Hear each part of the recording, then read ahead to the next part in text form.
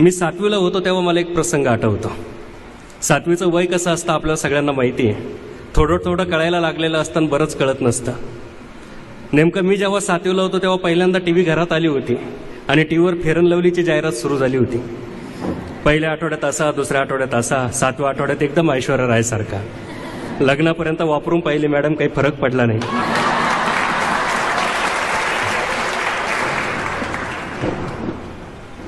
लग्नानंतर मग तो विषय मी सोडून दिला, परंतु त्यावेळेस ती नवीन जाहिरात सुरू झालेली होती।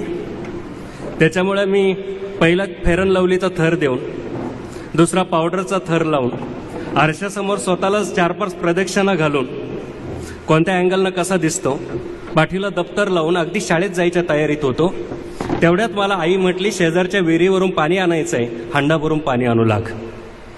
आता विचार करा, एवढा मेकअप, फेअर अँड लवलीचा थर, वरून पावडरचा थर, आरशाभोवती 2-4 प्रदक्षिणा स्वतः भोवती, पण आईच्या समोर बोलण्याची तेव्हाही हिंमत नव्हती, आजही हिंमत नाही।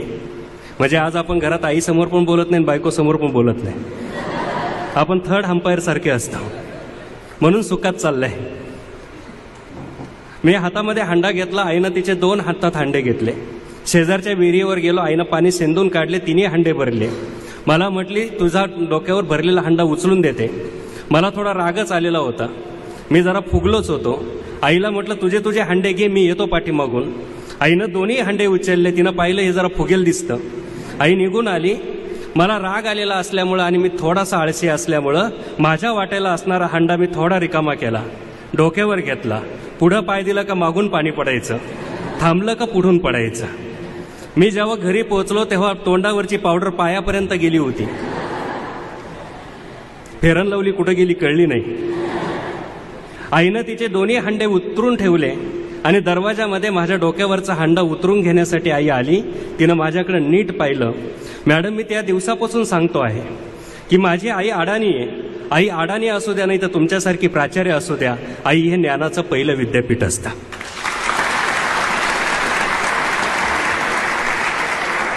याचं कारण असं आहे की माझ्या डोक्यावरचा हांडा उतरून घेण्यासाठी आई जे वाक्य बोलली माझ्याकडे पाहिल्यानंतर, ते वाक्य मी माझ्या आयुष्यभर सांभाळलं।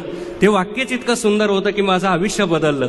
आज मी शिक्षक आहे, एका संघटनेचा राज्याचा अध्यक्ष आहे, तरी माझं घर साधं पत्र्याचं आणि बिगर प्लॅस्टरचं आहे। पण आईच्या त्या वाक्यामुळं माझ्या घरामध्ये सर कॉस्ट काढली नाही, पण काढली तर 5 लाखापासून 8 लाखाची पुस्तक आहे।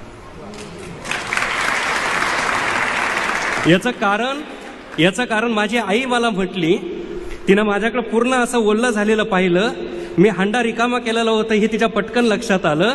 माझी अडाणी आई मला एक वाक्य बोलली, ते वाक्य असं होतं की बाबा, डोक्यावरचा हांडा कधीच रिकामा नको, जो हांडा रिकामा असतो तो डचमळतो, जो भरलेला आहे तो डचमळत नाही।